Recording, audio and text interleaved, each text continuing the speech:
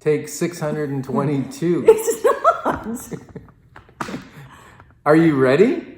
We're ready to throw it back. It's been 9 seasons of the Inside Track on Making House Home. You've learned how to build wealth, How to navigate the ebbs and flows of the real estate market how to create a healthy home. while becoming part of a community. We've helped over 2,380 families through the seasons of their lives, ensuring their home was more than just shelter from the weather. It was shelter to weather the storms of life. It's exciting to continue on the journey with you. Get ready to enjoy this episode As it's one of our favorite episodes, hand-selected from the last 9 seasons to take you back before we take you forward into the new Life's Inside Track on February 5th.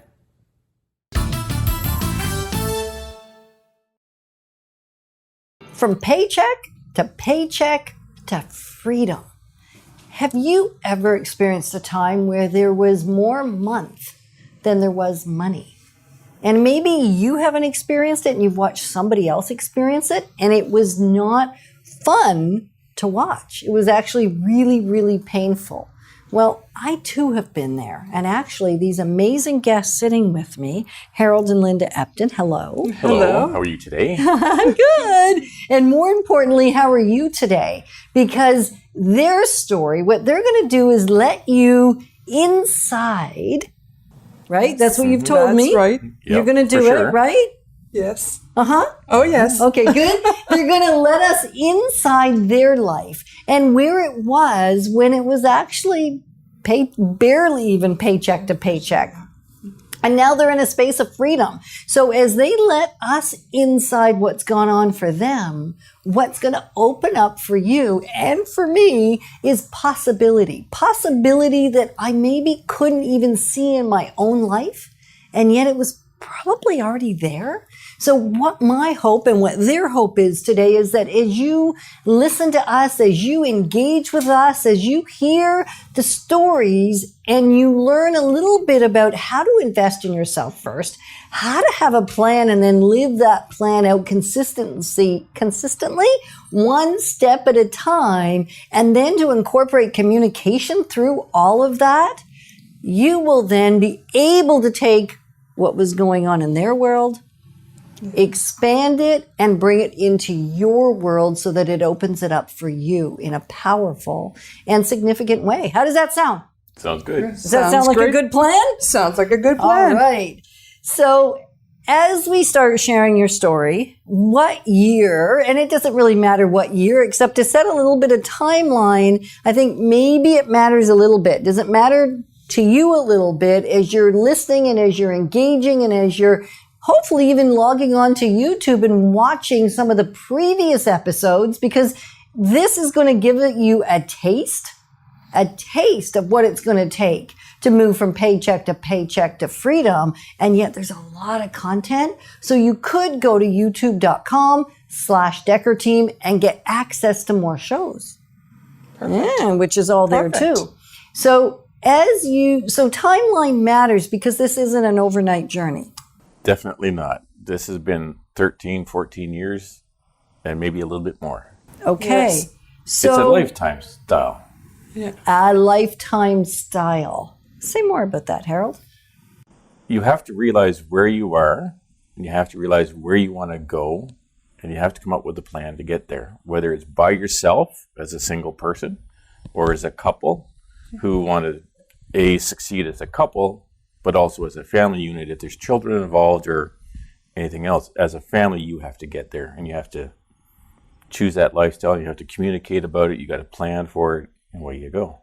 Okay, so when we met you in 2004, okay, what was life like? Describe paycheck to paycheck or worse.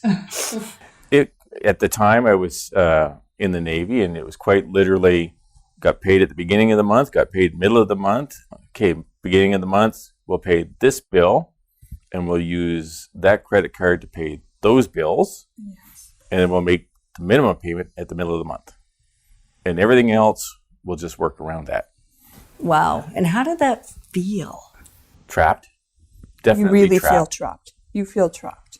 And it's like you're going to bed at night and you're going, okay, how do I pay the bills in the morning?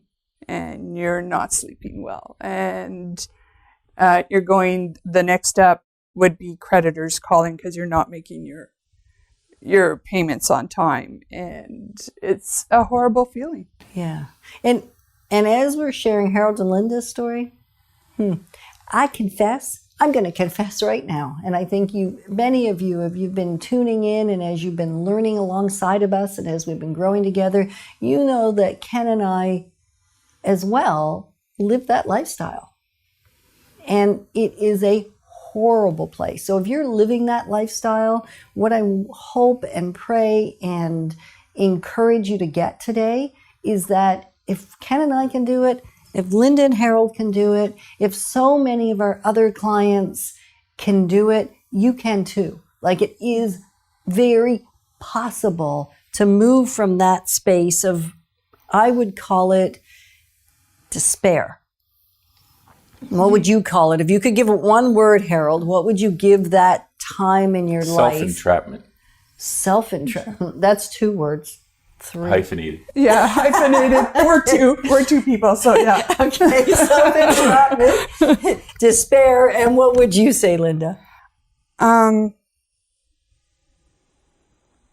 can't put it into one word. It was just, you created the situation and you're feeling, okay, how do we get out of this situation where we feel totally indebted? With credit cards, with loans, those type of things. And this is not even counting mortgages. You're just, consumer loan is dragging you down.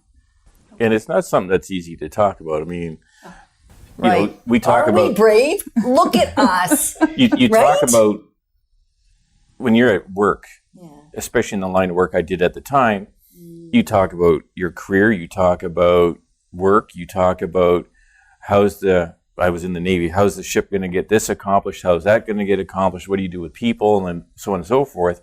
But you never ever talked finances. So you never ever learned about it. And unless you had a background either through education or your parents or whoever was your mentor, where would you learn it? And we had to figure this out. Yeah. As did we. Yeah. So totally get that. So when we met in 2004, you had owned a home already. We had built our home, sold our home, moved to Victoria, and we're renting because we couldn't get into the market in Victoria. Right. And then we got posted here and knew that we wanted to get back into home ownership. And through the graces of a fellow officer, we got a phone call. And that's how we got introduced. Right. So Jeff called me to say, hey, I have a coworker, Harold, and Linda comes along with the package. Yeah. They've got 2 great kids and they're relocating to Ottawa and they need your help. That was our introduction. Right. And then we had a phone call and then we went through the whole process, the preparation, what's it going to look like, what's going to happen when you get here. So, because in 5 days, you got to make a good decision. Yeah, it was great because that phone call got us thinking about where did we want to live in the city, what were our needs, and you basically went through an entire package of everything that a buyer needs to consider before you even go shopping for a house. And what could we afford? Right, because that conversation has to come in too, right? Exactly. And so something that's available today, which we did not have, well, actually we had an earlier version of it, which is the home buying or home selling, buying and investing made easy book. And you can actually get that from us in an ebook now because that's where it's gone. So I was thinking we didn't have an ebook and we did have a hard copy. So on that first phone call, we use the guideline of what's in this book now to have the conversation and to set the stage. So if you'd like it for free, you can log on to our website. There is a easy download button so that you can actually have access to that and get all the information, read through it in your own home, which is kind of cool. And it helped you to figure out through the information that I gave you one-on-one, how to navigate that entire process. Right. That's correct. So you bought a great house. We had a great experience buying the first house here in Ottawa. It was great. And what's a highlight that you remember from that? I think the top 3, always only putting 3 houses on your list so you don't get overwhelmed And name them. and name them. I still remember them. They were greenhouse, the floors house, and nice, which we end up buying the nice house. And it was because it had a nice layout. It wasn't nice on the inside. It needed lots of work, but we knew we could definitely make it our family home. Right. So naming them is kind of a fun thing to do, because when you name them, what happens, and maybe you've had this experience or maybe you'd like to have this experience, is when you name them, all the other attributes of the house comes back to you. Whereas if you don't do some sort of association, they blur. Yes. The lines blur together, and we don't want it to blur for you. We want to separate it. So when you're moving from another city and you've got literally, it's really 2 to 3 days to make the decision and negotiate the agreement, and then we go ahead and do inspections. We have those pre-booked, so we have a very smooth process so that you're not feeling out of control, even though the situation is such that you so easily could. And so by naming them and never having more than three that we talk about, you don't get lost. You don't get lost and you don't get sidetracked. Right? Exactly. Right. Excellent. And so we decided to buy a house. Then we're in the house. Oh, yeah, but I think it was even hard to get the house. Yeah, because we're $80,000 in debt at that point. And Aside from mortgage. Aside by with mar- and that's in That was just 2004. consumer debt. That was just That consumer. was the result of poor decision making, Oh, thinking, we can afford that, we'll just put it on credit. And you can't do that. or I'd like that now. It I don't catches want to up wait with you. for that. And it does catch up with you. Yeah. If you're anything like us, and we're going to say the 3 of us collectively will say that there's been a time in our life that even if we didn't really have the cash to buy the thing, we decided we deserved it. And somehow we were going to get the thing. So as long as we could make our payments, then we could have it, and we should have it, right? Well, not so right. And so Harold and Linda are sharing what a time of transition where it moved from believing that to believing what? You have to sort out who you are and where you want to go and have a plan on how to get there. And you really have to think about yourself, whether it's you as an isolated person or you as a couple. You have to figure out, where am I today? Where do I want to get to? And how am I going to get there? That's the first step in my mind. And I think what you said when we were chatting just before we got on the show, and I think you said this beautifully, Linda, you didn't do too bad either. I'm not Harold. bad. Yeah, not too Yeah.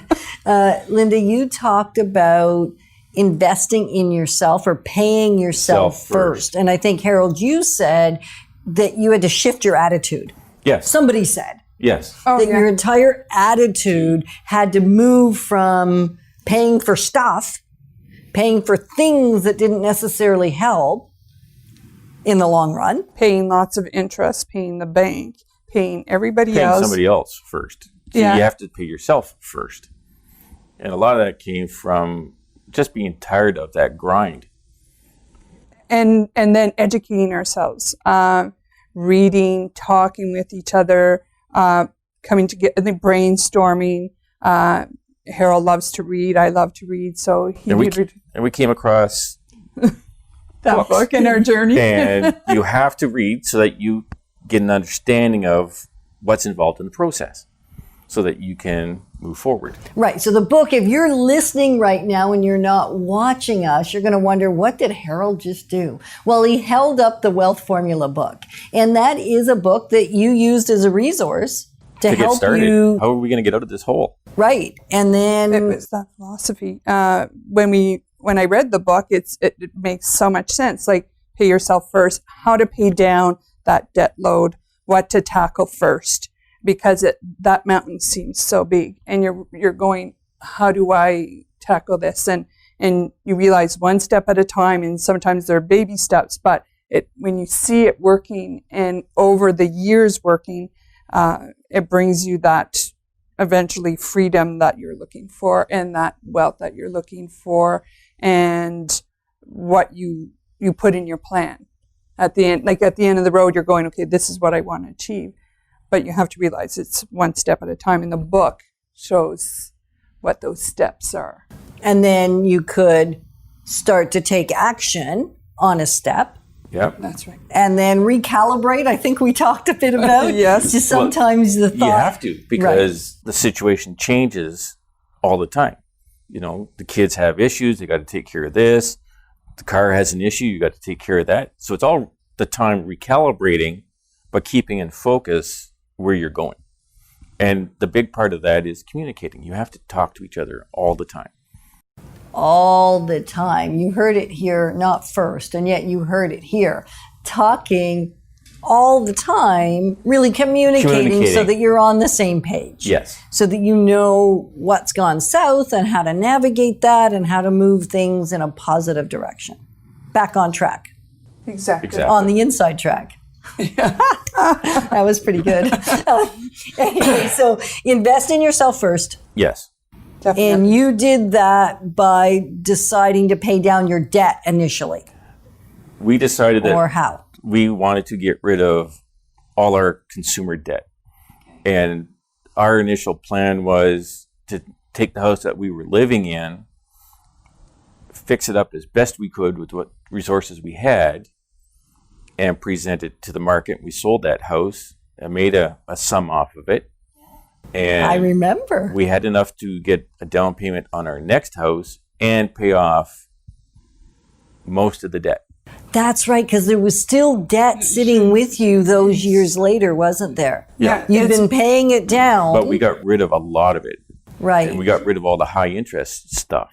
So now it was more the low interest things that we had left, which followed the principles in the book. Right. And then you moved into that house, and we would call that our flipper house. Pretty much. Pretty much. We knew we weren't going to be there for long. No. We knew it was going to be a couple of years. Right. And the point of moving into that house, if my memory is correct, was to be able to pay off the balance of the debt and to do improvements on the house. So it was a little bit of what we might call in real estate language, the ugly duckling. Oh, it's definitely the ugly duckling. The ugly duckling. And so if you've ever seen an ugly duckling, what it means is it has amazing bones. It's going to be a beauty when you put some paint and some flooring and maybe some cabinets and some trim and take out some marble maybe and take out some things that just aren't today's style. Maybe lose some brass. Maybe, Create bedrooms. What I remember about that house was the top floor. They had created offices on the top floor. So you could go all the way around, no closets in the bedrooms. They weren't really bedrooms. It was insane. So we had to create a 4-bedroom house, which it wasn't. It was just one big massive bedroom that went from door to door to door to door. It was you could run around the top floor. It was hilarious. But yeah, it's creating what the market is looking for. Right. And the reason that house undersold is because of the way that they had shifted the rooms. And yet there was really nothing wrong with it. Structurally, it was fine. It had every good bone in it. It was just cosmetically updated by us for resale. Right. And when you do that, if you've ever done that, you'll see that you'll have had the experience that you've increased your equity position significantly more than if you just took a house that's already beautiful and already what we might call an 8, a 9, or a 10 out of 10 versus taking something that structurally is a 10 and yet cosmetically and flow wise is a 2 or 1 or 3, and with not a lot of money and a little bit of time, you can shift your equity position. Sounds good, right? Absolutely. And that's exactly what you guys did, right? Exactly. And then with that one, flipping that one allowed us to eliminate the rest of our debt. No more debt. Gone. So like, we should celebrate for a moment. Like when you get rid of your last piece of consumer debt, do you not just want to have a little party? Did you not want to party? We did. We did. We did. Tell me how you partied. What did we do that time? Because that was after my 50th birthday. Yeah. I know we ended up buying 2 houses out of that. And then we went to Disney, did we not? That was our the celebration se- because our daughters really helped a lot with the renos, and this helping was their out. reward to bring them to Disney. So we had a beautiful Disney trip, And that's the part of, you also have to reward yourself and live your life. You just have to not owe somebody the money to do it. Just plan ahead, plan correctly, and away you go. And you can enjoy it because you know it's paid for. Not, I'll have to pay for this when I get home. That's right. Or for the next 3 years. Exactly. Somehow the memories of the trip don't do near as much good when you're still writing a check. Yeah. Yeah. Exactly. We didn't have to do that. And it was such a good feeling coming home knowing we had such a wonderful time and we owed no one. We owed no one. It was great. And it was by our hard work, and it just was wonderful. It was just wonderful. Congratulations. So Yeah, here it we was a good feeling. So then with the rest of the money, we were very afraid to be back in that trap to spend the money. And I remember turning to Harold, before it's spent, we have to invest it. Yeah, quite literally. She said, we got to spend, or not spend this, we got to invest it so that we don't spend it. And we ended up going for supper one night with friends of ours. And they were living in a condo, and they wanted out of the condo because it was all vertical, and they were having issues with the stairs, and they had dogs, and the typical postage stamp backyard, nowhere for the dogs and everything else. And they said they were looking for a place to rent and everything else, but they wanted land and they wanted everything on one level and so on and so forth. And we said, well, we're looking to invest, so why not marry the two ideas? You find the place, or work with us to find the place that you want to live in and be comfortable, and we'll buy it. You rent from us. And that's what we did.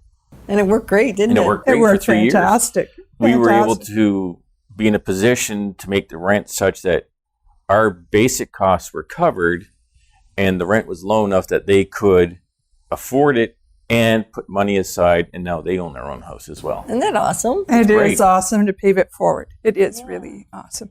And in that whole process, you were then now able to get your mortgage paid down with somebody else paying it. Exactly. Right? Exactly. And now there's some cash flow there.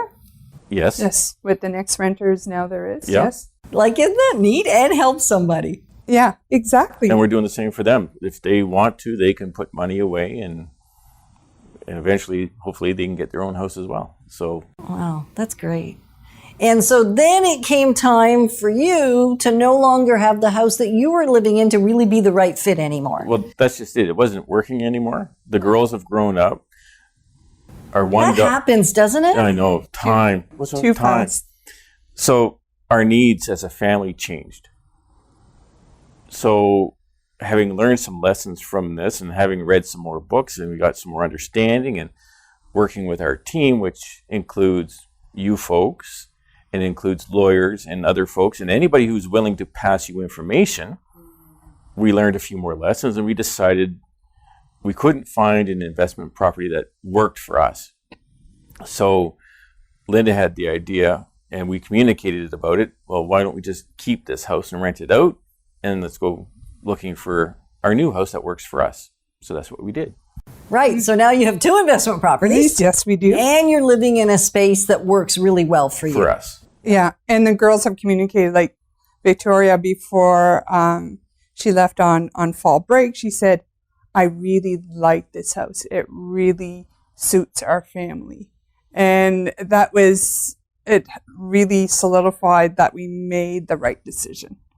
That's so cool. So if you're wondering if what you're in now, whether you should keep it or whether you should, as an investment, or whether you should simply sell it and buy a new home, or whether you should keep the one you're in and buy an investment, like what the right next step is for you, you might just want to go onto the Decker Team website and go to the Right Fit Assessment and that fill it in, and then you'll get an idea of whether it's now, whether it's later, and what is the answer. Because that was helpful, right? To be able to It was a have somebody resource that ask you worked for us. questions Yeah. to figure out what's the right next step. Because it's not one size fits all. No, Right. it really depends on you as a couple or an individual and as a family, what's going to work, and revisiting your plan and going, does this fit in our plan? And revisiting resources. Yeah, exactly. You know, there's all kinds of resources out there. Your site has some awesome resources where you can look at everything from budgeting to houses. So there's everything in between. It's there. You just got to look at it. And then bring it to yourself as a learning. That's So right. invest in yourself first. You said that at the beginning of the show. So as we're coming sort of full circle, believe it or not, we've been chatting for a while now. Yes. And bringing it full circle, investing in yourself means not only monetarily, it means wisdom. It means insight. It means knowledge. It means gathering information, whether it's watching all of the Inside Track shows on investing and pulling out 2 or 3 ideas from each one, or even one idea from each one that then lets you create your plan. So that's investing in yourself. Exactly. And gathering knowledge also for our flips was essential. So that was another step of investing in ourselves and what products work best and what the latest trends are, what would sell our home, what is the general market looking for. So it's Being aware and being knowledgeable. aware. And so the market snapshot, the update that we can send, well, we've sent you and we could yes. send you, is just what's going on in your neighborhood so that you are abreast all the time of what is going on price-wise. So if you want that, you can email us, info@deckerteam.com, and I will get that to you. And so before we say goodbye, we're saying invest in yourself, have a plan, stay with the plan, be consistent, communicate with your team, with each other, with your family, and Yeah. it's long term. and it's long term.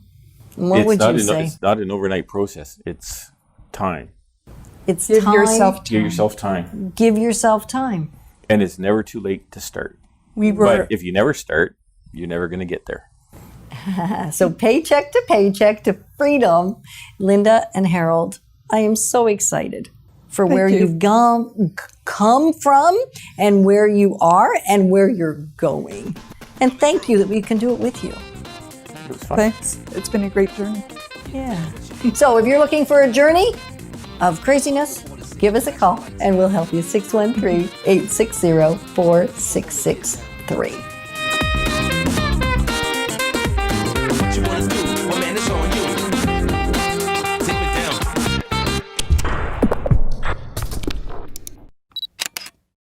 Make sure to mark your calendars to join us on February 5th as we continue to move forward on the new Life's Inside Track.